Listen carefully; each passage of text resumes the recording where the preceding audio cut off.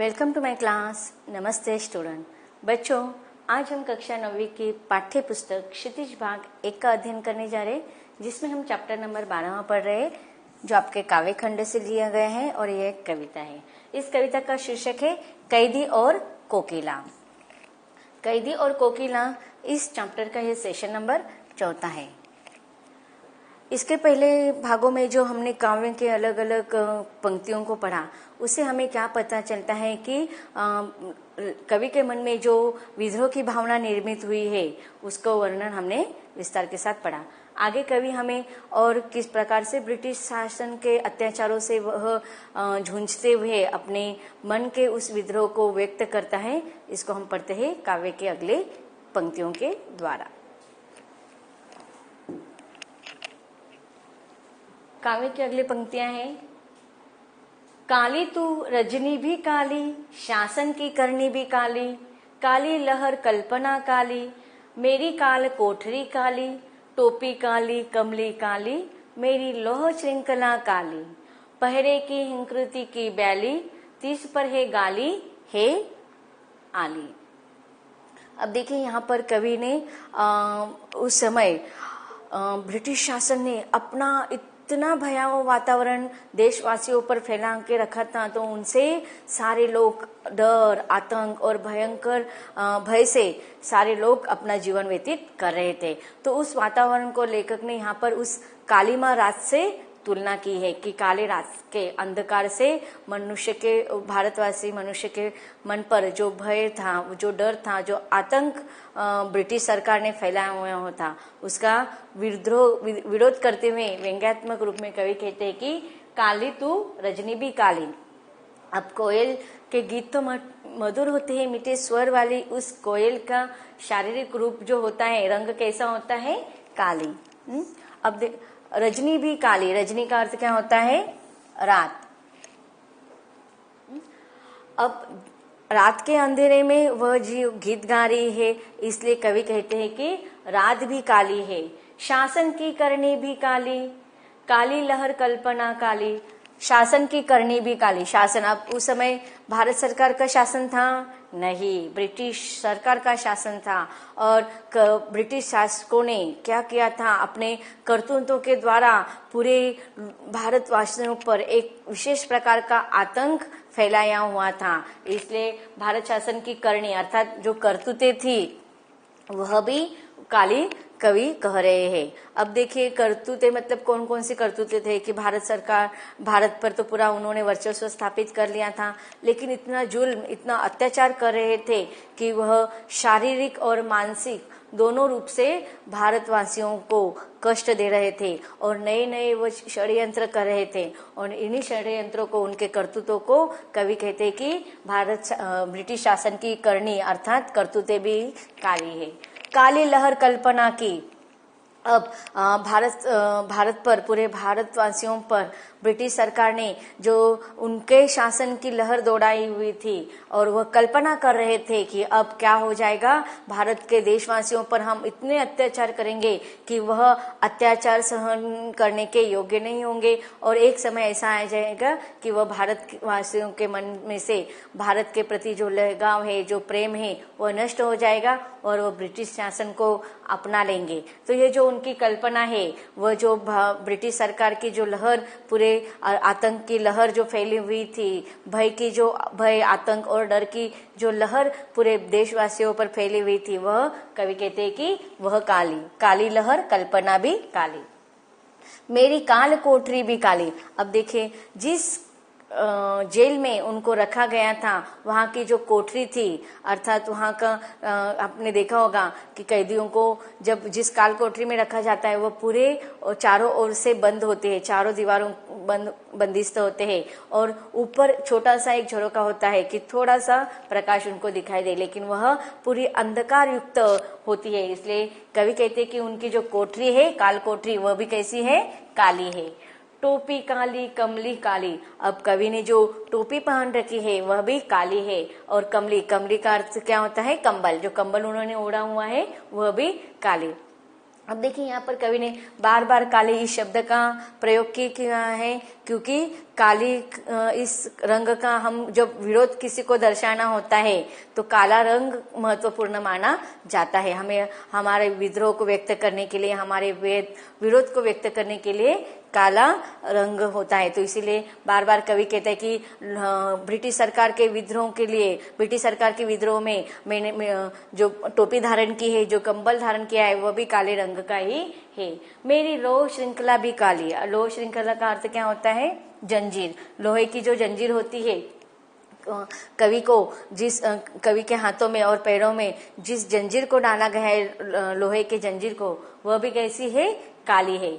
पहरे की हुंकृति की ब्याली। अब देखिए वहां पर जो ब्रिटिश सरकार के जो शासक के द्वारा जो सेना रखे गए जाते थे, जो सैनिक रखे जाते थे, वो कैदियों को क्या करते थे? बहुत ही उसको उन पर अत्याचार करते थे।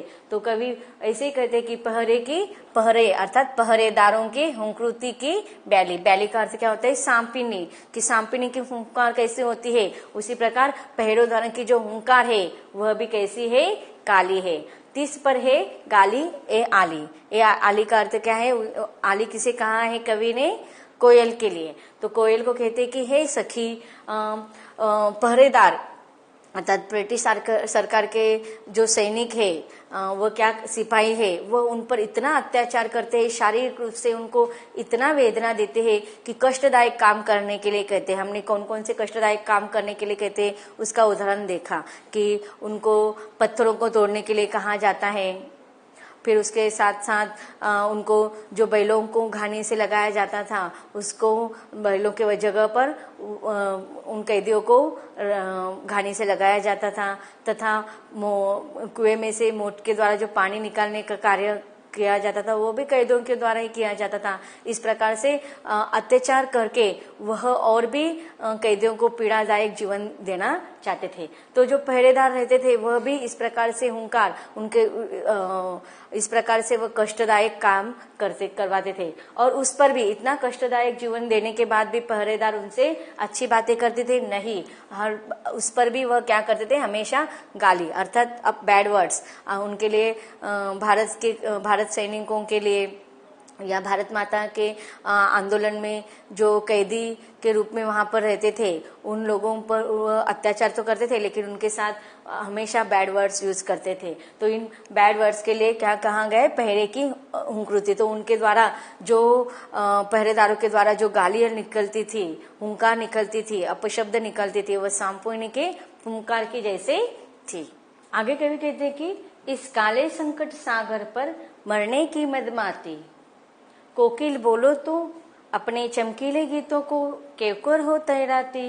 कोकिल बोलो तो, अब कोयल जो है वह अपने विद्रोह के गीत गा रही है, और कवि उसको कह रहे हैं कि इस काले संकट सागर पर मरने की मदमाती, अर्थात इस संसार में भारत उस समय कौन सा संकट फैल रहा था कि भारत सरकार ने या भारतवासियों ने ब्रिटिश सरकार के लिए विरोध में आंदोलन छिड़क दिया था, विद्रोह निर्माण कर दिया था, और इस प्रकार सारा संकट रूपी सागर सारे देश पर छाया हुआ था। एक तो ब्रिटिश सरकार ने पूरा आतंक, पूरा भय और डर का वातावरण निर्माण कर दिया था। तो इस आतंकित सागर के लहरों के समान ये वातावरण फैला हुआ था। तो कवि कहते हैं कि इस देश में जो संकट रूपी सागर फैला हुआ है, उसमें तुम मदमाती अर्थात मदमाती कि अपने देश की सेवा करने के लिए तुम क्यों इतना अपने जान न्यौछावर करने के लिए ठान कर आई हुई हो। कोकिल बोलो तो अपने चमकीले गीतों को क्यों कर हो तैनाती। अब देखिए उस समय आजादी के गीत गाए जा रहे थे, स्वतंत्रता के गीत गाए जा रहे थे, तो तुम इस विपरीत परिस्थितियों में जो आतंक भरा भय भरा वातावरण ब्रिटिश सरकार ने इस पूरे देशवासियों पर छाकर छोड़ दिया था, उस विपरीत परिस्थितियों में तुम्हें विद्रोह के गीत नहीं गाना चाहिए, मीठे गीत नहीं गाना चाहिए, बल्कि विद्रोह के गीत गाना चाहिए। तो अपने चमकीले गीतों को क्यों कौन हो तैराती, कोकिल बोलो तो तुम अपने मन की व्यथा को, अपने मन के विद्रोह को, कौन सी भावनाओं को तुम व्यक्त करना चाहते हैं, तुम कोकिल मुझे अपनी बात को बताओ। तो इस प्रकार काव्यांश को हमने विस्तार से पढ़ लिया है। अब इस काव्यांश में आए हुए कुछ कठिन शब्दों को और उसके भावार्थ को देख लेते हैं। कठिन शब्दों का अर्थ: रजनी रात, करनी करतूते, काल कोठरी अपराधियों को रखने के लिए बनी गई अंधकार पूर्ण कोठरी, लोह श्रृंखला, बेड़िया। अगले कठिन शब्दों को देखते हैं। हुंकृति हुंकार, जोर की आवाज, बैली सांपिनी, तीस पर उस पर, संकट सागर दुखों का सागर, मदमाती मस्त मदमत्त। अब पढ़ते हैं भावार्थ को। कवि कोयल से कहते हैं कि कोयल तेरा रंग काला है